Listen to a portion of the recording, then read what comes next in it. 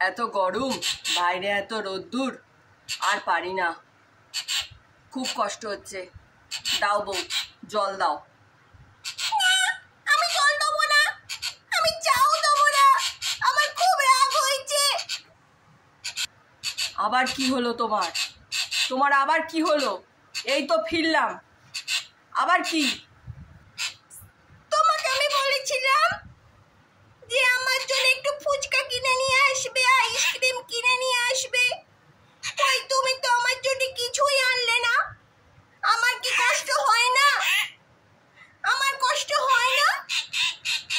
তুমি আমাকে একটু ভালোবাসো না, কিন্তু আমি বুঝতে পারছি আমার যন্ত্রণার কথা তুমি বুঝতে পারছো না।